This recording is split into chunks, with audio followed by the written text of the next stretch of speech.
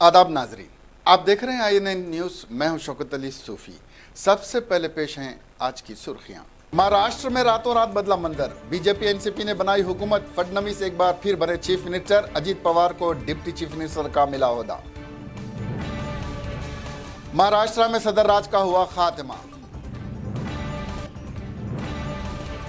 Congress Shiv Sena NCP एक साथ, BJP को देंगे शिकस्त, अहमद पटेल ने कहा।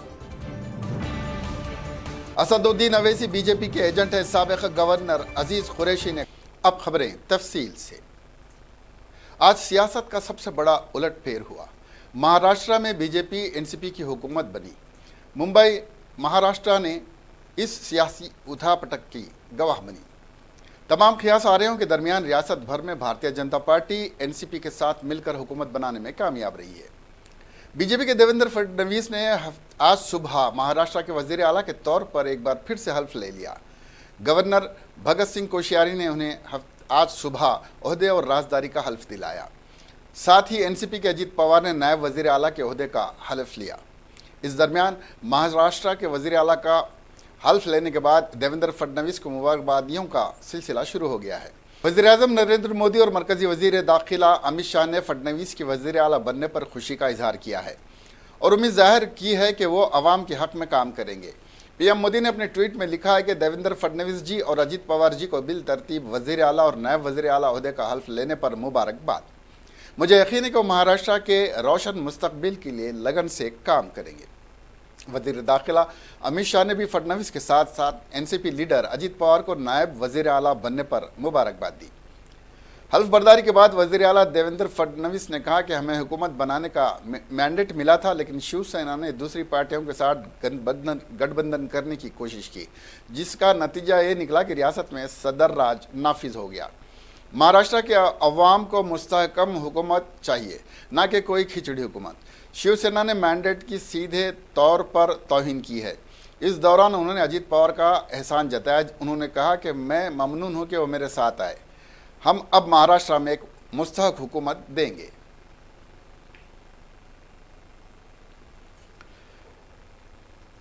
महाराष्ट्र में नई हुकूमत के क़याम के बाद सदर के हुक्मरानी को हफ्ते के रोज मनसूख कर दिया गया। आइन के आर्टिकल 356 की शर्त 2 के जरिए दिए गए अख्तियारात के इस्तेमाल में हिंदुस्तान के सदर जमहूरिया हिंद राम नाथ कोविंद ने कहा कि इस तरह सिलसिले में नवंबर 2019 को मज़कूरा आर्टिकल के बारात के तहत मेरे जरिए जारी करदा एलामी को मुस्तरद करते हैं। सदर जमहूरिया हिंद राम नाथ कोविंद ने गजट नोटिफिकेशन में कहा कि नवंबर 2019 के 23वें दिन से रियासत महाराष्ट्र में हुकूमत तश्कील दी गई है। रातों रात होने वाले इस करिश्मे में बीजेपी के देवेंद्र फडणवीस ने सुबह सवेरे ही मुसलसिल दूसरी बार महाराष्ट्र के वजीर आला के ओहदे का हल्फ लिया, जबकि पवार ने रियासत के नायब वजीर आला के ओहदे का हल्फ लिया। यह हल्फ राजभवन में गवर्नर भगत सिंह कोश्यारी ने फडणवीस और पवार ने लिया। यह इकदाम ऐसे वक्त में किया गया है जब कांग्रेस, एनसीपी और शिवसेना के माबैन हुकूमत साजी के बारे में बातचीत जुमा को बज़ाहिर हतमी मरहले तक पहुँच गई थी। इससे कबल एनसीपी के सदर शरद पवार ने दावा किया था कि इत्तेहाद हुकूमत के वजीर आला के तौर पर सेना के सरबराह उद्धव ठाकरे पर इत्तेफाक राय कायम हुआ है। बीजेपी जो गुज़िश्ता माह के असम्बली इंतखाबात में वाहिद सबसे बड़ी जमात बनकर उभरी है, मगर इसके बावजूद हुकूमत बनाने के दावा नहीं कर सी, क्योंकि उसकी हलीफ शिवसेना चीफ मिनिस्टर के ओहदे को घुमाने और काबीना के हल्कों की मसावी शिरकत पर कायम करने के लिए कोशिश कर रही थी। शिवसेना ने हुकूमत बनाने के तरीके ढूंढने के लिए बीजेपी से अलहदगी अख्तियार कर ली। ताहम यह कोशियारी के जरिए दिए गए वक्त में मतलूबा एमएलए की मतलूबा तादाद की हिमायत हासिल करने में नाकाम रही। इसके बाद गवर्नर ने तीसरी बड़ी जमात एनसीपी को दावत दी थी कि वो इस हुकूमत को तश्कील देने की अपनी सलाहियत को नाकाम बनाए, जिसके बाद रियासत में सदर राज नाफिज किया गया था। बीजेपी ने 288 रुकनी असम्बली में 105 नशिस्तों पर कामयाबी हासिल की। इसके बाद शिवसेना 56, एनसीपी 54 और कांग्रेस ने 44 हल्कों में कामयाबी हासिल की थी।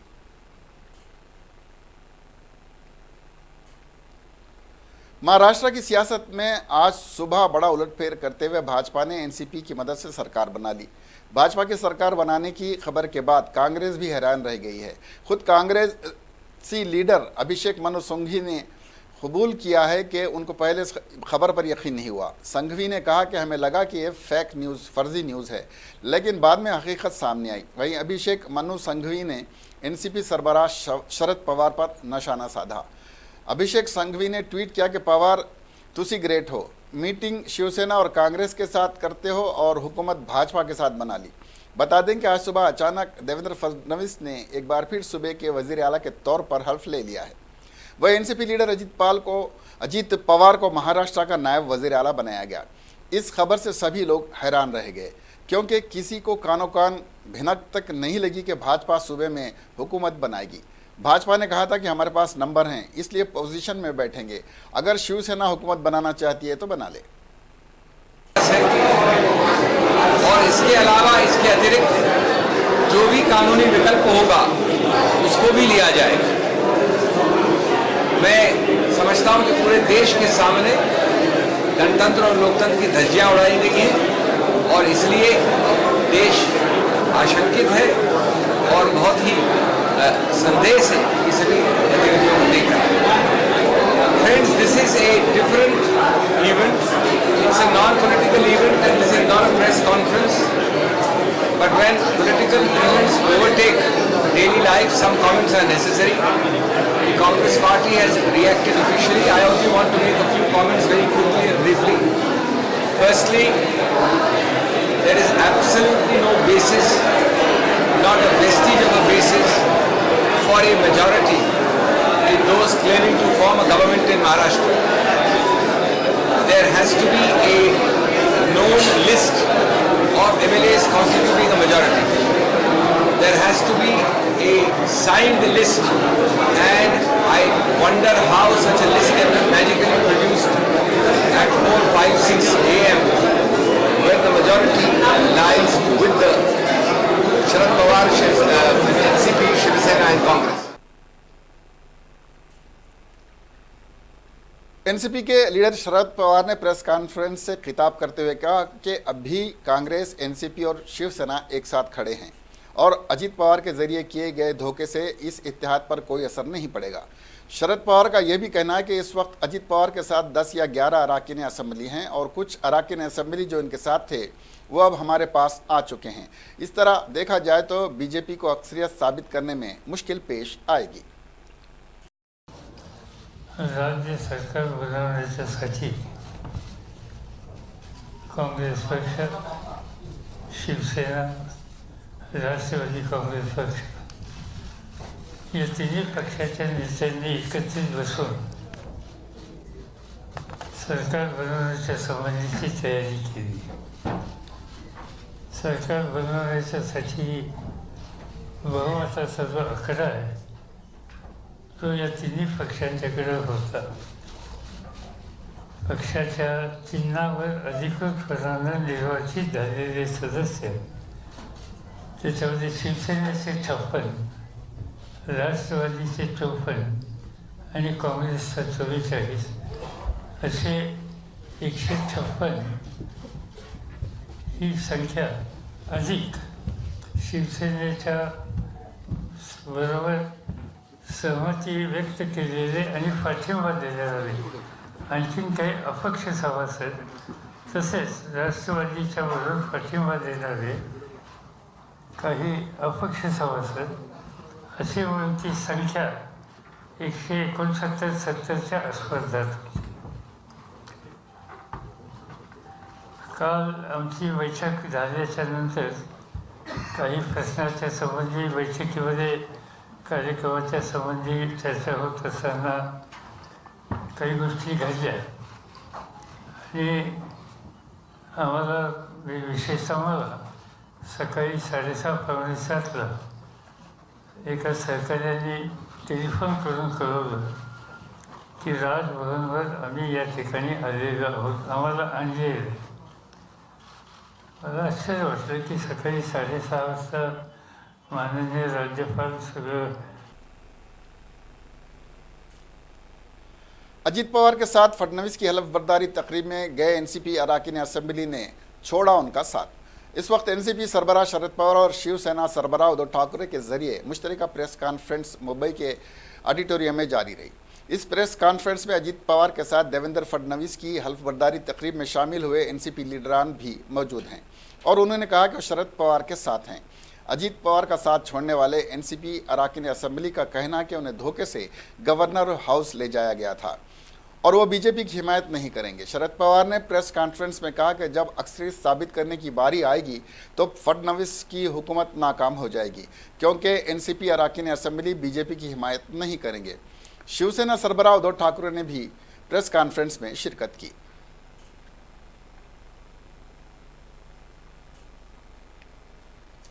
मरकजी सड़क वजीर ट्रांसपोर्ट नितिन गडकरी ने महाराष्ट्र के वजीर आला के ओहदे का हल्फ लेने पर देवेंद्र फडणवीस और अजीत पवार को नायब वजीर आला बनने पर मुबारकबाद दी।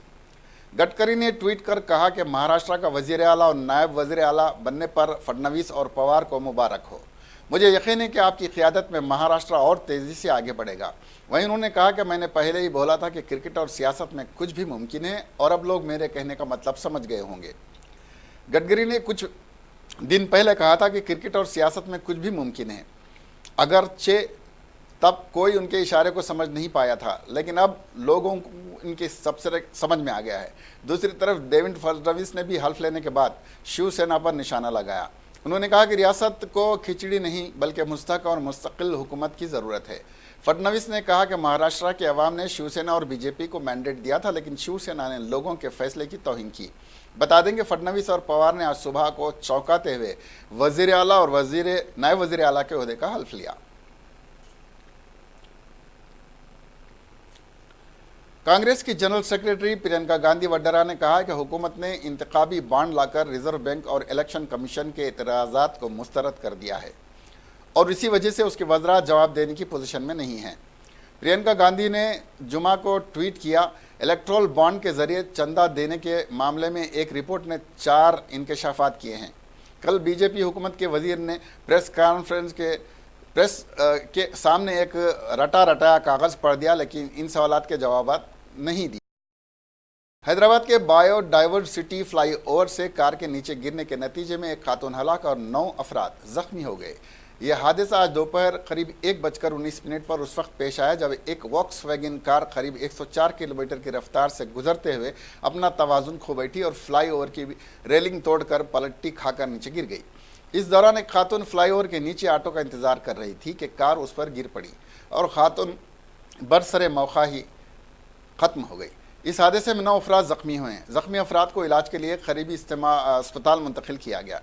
हालांकि सरकारी ज़राए के मुताबिक हादसे में सिर्फ 2 अफराद ज़ख्मी हुए हैं। तेज़ रफ्तारी की वजह से ही यह हादसा पेश आया, जबकि कार 100 किलोमीटर की रफ्तार से जा रही थी। इस हादसे की तस्वीरें मुख्तलिफ सीसी कैमरों में कैद हो गईं और सोशल मीडिया पर काफ़ी वायरल हो रही हैं।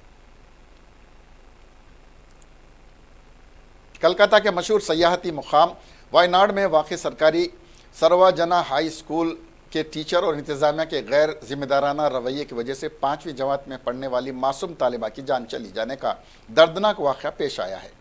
एक रिपोर्ट में बताया गया है कि सरकारी स्कूल में पढ़ने वाली तालिबा शहला शीरीन का पाँव क्लास के फर्श पर वाक़े एक सुराख में फंस गया था। फिर जब इसने पैर बाहर निकाला तो इसमें ज़ख्म था और उससे खून बह रहा था। तालिबा ने टीचरों से शिकायत की कि उसे सुराख में मौजूद सांप ने काटा है। दीगर तलबा ने भी यही बात कही तो शेजिल नामी टीचर ने उनको डांटते हुए चुप करवा दिया और कहा कि शायद बच्चे के पैर में कील चुभ गई है जिसकी वजह से खून आ रहा है। टीचरों ने बच्ची के वालिदैन को इसके पैर में ज़ख्म आने की इत्तला दी और अस्पताल भेजने के लिए वालिदैन के आने का इंतज़ार करने लगे। यह वाक़या दोपहर 3:10 के करीब पेश आया था, जब क्लास के दीगर बच्चों ने मुतासरा तालिबा के बढ़ते हुए दर्द और रिश्ते हुए खून की तरफ टीचर की तवज्जो मबजूल करवाने की कोशिश की तो फिर टीचर ने छड़ी से डराकर उन्हें चुप कर दिया। बच्ची के वालिद एडवोकेट अब्दुल अजीज़ जब तक स्कूल पहुंचते तब तक वाक़े को तकरीबन 1 घंटा गुजर चुका था। 4 बजे के बाद बच्ची को नज़दीकी अस्पताल में ले जाने तक इसकी हालत मज़ीद बिगड़ने लगी। वहाँ से फिर कोझिकोड मेडिकल कॉलेज अस्पताल में मुंतकिल करने की कोशिश की गई, जिसके दौरान रास्ते में ही सांप का जहर तेज़ी से असर करने लगा तो मेडिकल कॉलेज जाने के बजाय बच्ची को चेल्लाड अस्पताल ले जाया गया, जहाँ उसने अपनी जान की बाजी हार दी। उत्तर प्रदेश और उत्तराखंड के साबिक गवर्नर अजीज कुरैशी ने मौजूदा भारतीय जनता पार्टी की मरकजी और सूबे की हुकूमत पर जमकर निशाना साधा।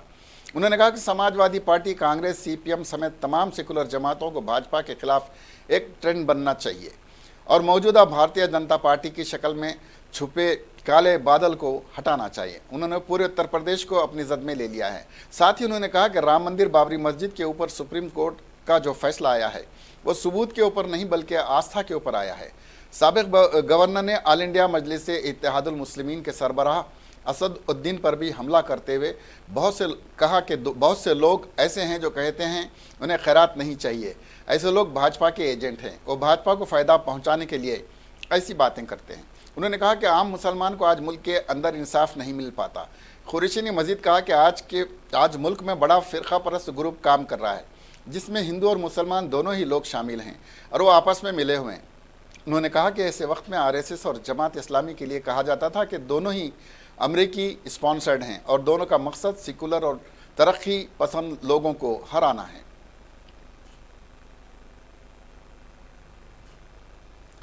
उत्तर प्रदेश के चित्रकूट ज़िले के कवी ब्लॉक वाक़े डिफाई गांव में कई कबायली रहते हैं। यहाँ बैतुल खला की बहुत ज़रूरत है। आसपास कांकुनी और पत्थर तोड़ने का काम करने वालों की वजह से बहुत से ट्रक तेज़ी से आते जाते हैं, जिससे खुले में रफ़े हाजत के लिए एक ही जगह पहाड़ियों की तरफ है और वहाँ ख़वातीन के साथ मर्द भी जाते हैं तो बहुत मुश्किल हालात पैदा होते हैं। ऐसे में बैतुल खला बनना इस गांव के लिए बहुत ज़रूरी है और यहाँ के लोग ये चाहते हैं भी हैं, लेकिन हाल के सालों में इतनी तशहीर के बावजूद इस गांव में किसी भी फैमिली को ना तो बैतुल खला बनाने के लिए सरकारी मदद मिली और ना ही वो बैतुल खला बनवा सके। नतीजा ये है कि चाहे पूरा इलाका खुले में रफ़े हाजत से पाक यानी ODF करार दिया गया, लेकिन हकीकत में बैतुल खला की तामीर और इस्तेमाल सारा गांव में 0% ही है। मान लीजिए कि यहाँ बैतुल खला तामीर हो भी जाए तो इन बैतुल खला के लिए पानी कहाँ से आएगा।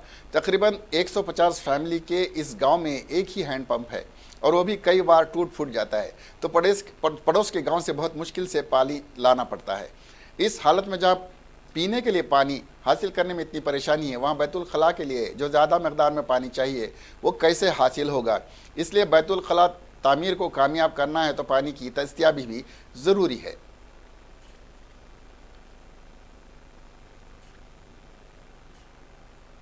महाराष्ट्र की सियासी ड्रामे के बाद कांग्रेस के सीनियर लीडर अहमद पटेल का बड़ा बयान सामने आया है। उन्होंने कहा कि आइन की खिलाफ वर्जी की गई है। बैंड बाजा और बारात के बगैर ही वज़ीर आला और नायब वज़ीर आला ने हल्फ ले लिया है। कहीं ना कहीं कुछ गलत ज़रूर हुआ है। सब कुछ छुपा कर किया गया, बेशर्मी की इंतहा को पार किया गया। सुबह हुए हादसे की मजम्मत के लिए अल्फाज नहीं है। महाराष्ट्र में देवेंद्र फडणवीस के वज़ीर आला का हल्फ लिए जाने की मजम्मत करते हुए कांग्रेस लीडर अहमद पटेल ने कहा कि खुफिया तौर पर ली जाने वाली हल्फ बर्दारी से जाहिर होता है कि कुछ ना कुछ गलत किया जा रहा है। उन्होंने कहा कि आज का दिन महाराष्ट्र की तारीख का सियाह तरीन दिन है क्योंकि ये जल्दबाजी में लिया गया कदम है और ये गलत कदम है और इससे ज़्यादा शर्मनाक कुछ नहीं हो सकता। उन्होंने कहा कि बीजेपी की हरकत ने जमहूरी इक़्तिदार की धज्जियाँ उड़ा दी हैं। अहमद पटेल ने मजीद कहा कि तीनों पार्टियां कांग्रेस, एनसीपी, शिवसेना साथ में हैं और मुझे भरोसा है कि हम ऐवान में एतमाद के वोट में बीजेपी को शिकस्त दे देंगे। कांग्रेस की प्रेस कॉन्फ्रेंस में उन्होंने दावा किया है कि कांग्रेस के तमाम अरकान उनके साथ हैं और 2 अरकान असेंबली अपने हल्के में हैं और जल्द ही उनके साथ शामिल हो जाएंगे। महाराष्ट्र में हफ्ते की सुबह तेज़ी से बदलते सियासी वाक़यात के बाद एनसीपी और शिवसेना ने मुश्तरका प्रेस कॉन्फ्रेंस करके बीजेपी पर निशाना साधा था। इसके बाद कांग्रेस ने अलग से प्रेस कॉन्फ्रेंस करके बीजेपी पर हमला बोला। कांग्रेस की इस प्रेस कॉन्फ्रेंस में अहमद पटेल के साथ मल्लिकार्जुन खड़गे भी मौजूद थे। उन्होंने कहा कि हम सियासी और कानूनी तौर पर इसके खिलाफ लड़ाई लड़ेंगे। और उसके बाद बिना वेरिफिकेशन एक नेता जाते हैं, लिस्ट अपनी सबमिट करते हैं, जिस तरह से उसका वेरिफिकेशन होना चाहिए, जिस तरह से सबसे बात होनी चाहिए, विधिवत जिस तरह से सौगंध विधि होनी चाहिए, वो नहीं हुई, बल्कि जैसे चुपचाप सुबह सुबह बिना किसी को बताए हुए, सिर्फ मेरे ख्याल से मीडिया के सिर्फ ANI थे और जिस तरह से शपथ विधि की है उसी से मुझे बू आ रही है कि समथिंग इज़ रॉन्ग समवेयर। कहीं ना कहीं कुछ गलत हुआ है। महाराष्ट्र की जनता, देश की जनता लोकतंत्र में, संविधान में संविधान के जो मूल्य है, संविधान के जो प्रिंसिपल्स है, जो प्रोविज़न है, उसमें आस्था रखने वाले लोग हैं। लेकिन उसकी अवहेलना करके जो किया गया है, मैं समझता हूँ ये कॉन्स्टिट्यूशन और डेमोक्रेसी की धज्जियाँ उड़ाई गई है और इससे बड़ी बेशर्मी की बात कोई हो ही नहीं सकती। बेशर्मी की भी इंतहा होती है, इन्होंने तो बेशर्मी की इंतहा को भी पार कर गए। तो इसको हम कंडेम करते हैं। जिस तरह से होना चाहिए लोकतांत्रिक प्रक्रिया के तहत वो नहीं हो पाया है। एक प्रक्रिया चल रही थी शिवसेना, एनसीपी और कांग्रेस के बीच में। पहली मीटिंग जैसे ही उद्धव ठाकरे जी ने कांग्रेस प्रेसिडेंट को फ़ोन किया, तुरंत दूसरे दिन ही हम पहुंच गए कि पहले हमें हमारे जो सहयोगी हैं, जिनके साथ मिलकर हम चुनाव लड़े हैं, उनको विश्वास में लेना चाहिए। और उसी लिए उनके साथ मीटिंग की, कुछ बातें हुई, प्रिंसिपली हम एग्री हुए। उसके बाद जैसे ही शरद पवार जी दिल्ली में आए, उनके साथ उनके घर पे 2 मीटिंगें की गई। सब कुछ तय किया गया वहाँ पे और on everything we were on board. कुछ चीज़ें ऐसी थी कि जो शिवसेना के साथ डिस्कस करना था, वो बहुत ही ज़रूरी है। और उसी लिए कल ही हम लोग यहाँ पे आए थे। बहुत अच्छी मीटिंग रही। शाम तक कुछ 1-2 मुद्दे ऐसे थे कि जिसमें ज़्यादा चर्चा की ज़रूरत थी और उसी लिए आज हम 12:30 बजे मिलने वाले थे, 12 या 12:30 बजे। लेकिन उससे पहले आज सुबह में जो कांड हुआ, मेरे ख्याल से उसके लिए उसकी आलोचना करना और उसके लिए मेरे पास कोई शब्द नहीं है। टेलीग्राम के फाउंडर परेल डुआरो ने व्हाट्सएप के सिलसिले में मुतनाज़ा बयान देकर सबको हैरत में डाल दिया है। इंस्टेंट पैगाम रसानी ऐप के मालिक ने कहा है कि तमाम लोगों को फ़ोन से व्हाट्सएप डेलीकेट कर देना चाहिए। अगर आप चाहते हैं कि आपकी तस्वीर, वीडियो और मैसेज अवामी ना हो तो आपको व्हाट्सएप इस्तेमाल नहीं करना चाहिए। ये बात उन्होंने अपने टेलीग्राम अकाउंट से पोस्ट की है। आपको बता दें कि व्हाट्सएप खरीदने से पहले फेसबुक निगरानी प्रोग्राम का हिस्सा रही है। टेलीग्राम के फाउंडर की जानिब से इस तरह की पोस्ट डालने पर यह काफ़ी वायरल हो गई है, क्योंकि इनके फॉलोअर्स हैं, क्योंकि इनके 33,500 NCO ग्रुप की जानिब से बक्सा सॉफ्टवेयर के जरिए दुनिया भर के तकरीबन 1400 लोगों की जासूसी खबरों के बाद से प्राइवेसी को लेकर व्हाट्सएप पर निशाना साधा जा रहा है। भारत में भी 20 लोग इस जासूसी के शिकार हुए हैं, जिसके बाद कुछ लोगों ने टेलीग्राम का इस्तेमाल करना शुरू कर दिया था। बता दें कि पूरी दुनिया में व्हाट्सएप इस्तेमाल करने वालों की तादाद 1.6 बिलियन यानी 160 करोड़ मिलियन यानी 20 करोड़ रही है।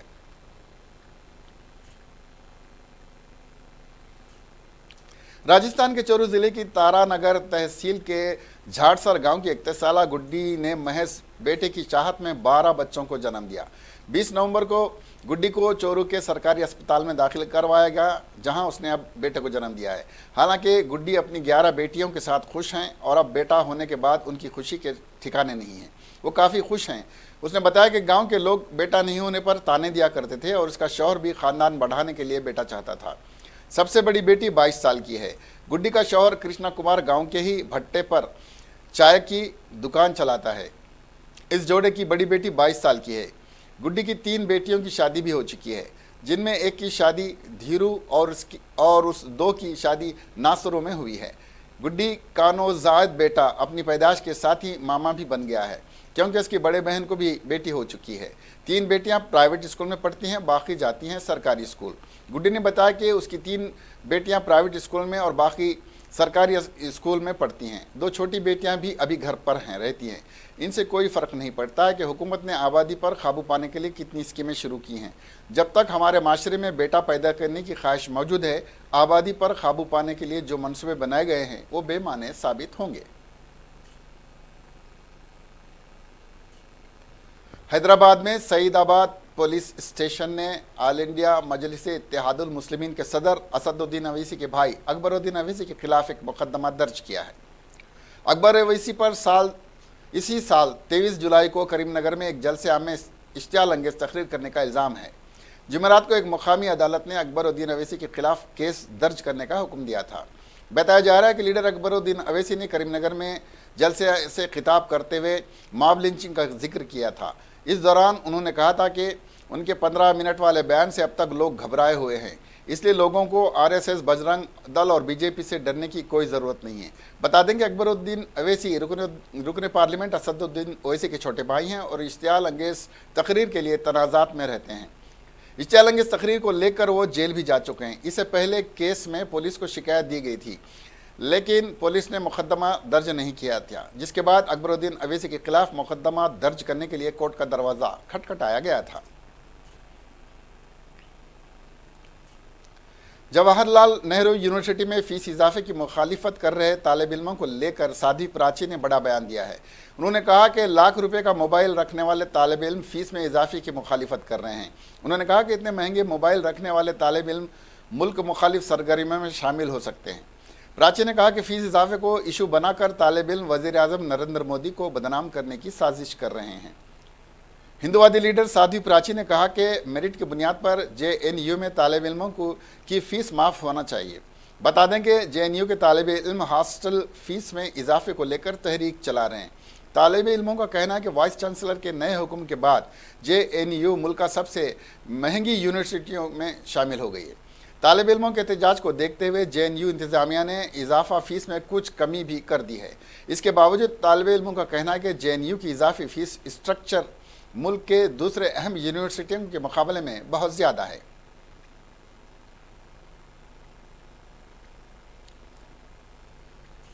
अभी जो चल रहा है JNU के अंदर,